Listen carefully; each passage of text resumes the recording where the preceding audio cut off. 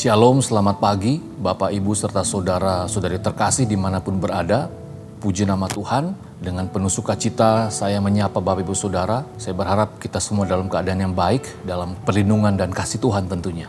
Mari kita kembali lebih giat lagi untuk mengambil waktu lebih banyak untuk memikirkan dan merenungkan firman Tuhan. Kembali melanjutkan apa yang sudah kita baca dan renungkan dari Lukas pasal yang ke-22.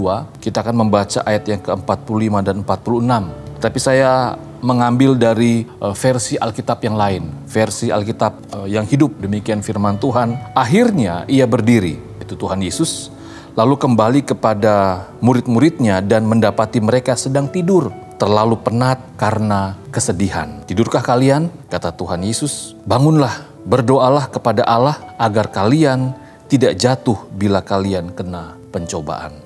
Demikian pembacaan firman. Berbahagialah yang membaca atau yang mendengar dan mengindahkan firman dalam kehidupan hari lepas hari. Dalam pembacaan firman Tuhan kita di pagi hari ini, kita kembali juga dapat melihat sisi kemanusiaan dari para murid. Bagaimana kita ketahui bersama, para murid juga merasakan kesedihan apa yang dirasakan oleh Tuhan Yesus. Para murid juga mengalami beban yang sama. Meskipun sekali lagi yang akan menderita, yang akan mengalami situasi yang sulit atau yang akan mengalami kematian itu Tuhan Yesus. Tetapi sebagai orang-orang yang dekat dengan Tuhan Yesus, sebagai orang-orang yang mempunyai hubungan emosional dengan Tuhan Yesus, mengetahui situasi kondisi yang akan dialami oleh Tuhan Yesus, tentunya mereka juga mengalami situasi kondisi yang tidak nyaman. Sehingga kalau kita kembali lagi melihat dalam pembacaan firman Tuhan yang saya baca buat Bapak, Ibu, Saudara, dikatakan sini, para murid tertidur karena terlalu penat karena kesedihan. Terlalu penat karena kesedihan. Mungkin kalau kita terlalu penat karena pekerjaan, mungkin kita bisa tidur ya. Mungkin makan yang cukup, istirahat yang cukup. Tetapi ini karena begitu banyak beban, sehingga mereka begitu lelah, begitu penat. Tetapi yang menarik dari pembacaan firman Tuhan kita, Tuhan Yesus mengingatkan mereka, membangunkan mereka, ya, menyadarkan mereka kembali. Sehingga kita bisa melihat pesan yang menarik yang disampaikan oleh Tuhan Yesus bahwa keletihan fisik serta jiwa kita jangan membuat kita lemah sehingga kita tidak mau berdoa. Seringkali karena terlalu banyak beban yang mungkin menghimpit kita sehingga kita merasa, sudahlah, lebih baik saya tidur saja. Mungkin dengan tidur besok ada kekuatan yang baru, tetapi ternyata tidak. Situasi itu akan terus menghantui kita, akan membayangi kita, sehingga Tuhan Yesus sungguh-sungguh mengingatkan para murid. Jadi di ayat yang ke-45, murid-murid memang sedang tertidur karena duka cita ya, karena kesedihan yang dalam, karena banyak persiapan perjamuan malam, dan juga kalau kita membaca dalam pasal yang ke-22 ayat 7-38, begitu banyak peristiwa yang terjadi di saat-saat mendekati kematian Tuhan Yesus. Kita bisa melihat bahwa Tuhan Yesus kembali mengajarkan kepada kita dengan membangunkan mereka. Yesus berkata, mengapa kamu tertidur begitu ya? Dan ini juga menjadi sebuah peringatan buat kita sebagai orang-orang percaya di dalam masa-masa prapaskah seperti ini. Mengapa kita tertidur?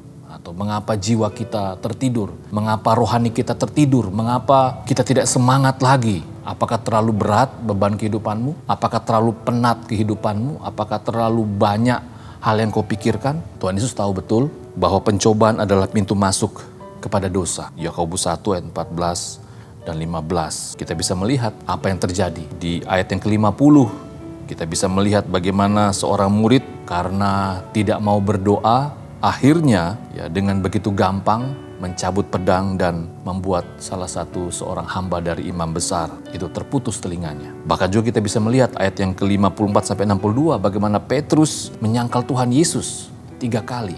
Karena apa? Karena dia tidak mau berdoa. Mari kita kembali mengingat betapa pentingnya jam doa. Karena pencobaan itu datangnya setiap hari. Persoalan itu ada setiap hari, masalah itu ada setiap hari. Tetapi mari kita membangun jam doa kita lebih sungguh-sungguh lagi. Sama seperti nasihat Tuhan Yesus kepada para murid. Agar kita tidak jatuh di dalam pencobaan. Kita berdoa. Tuhan, terima kasih. Teladan-Mu kepada kami di masa-masa sukar, di masa-masa sulit, sangat indah sekali. Bagaimana jam doa itu harus tetap terjaga. Jam doa itu harus tetap menjadi komitmen kami. Mampukan kami Bapa agar kami dapat berjaga-jaga bersama dengan Engkau. Terima kasih Tuhan Yesus untuk teladan hidup dalam menghadapi pencobaan, agar kami dapat semakin hari semakin kuat menghadapi setiap tantangan kehidupan. Ini doa kami, memberkati apa yang kami kerjakan dan juga memberkati orang-orang yang kami kasihi. Amin.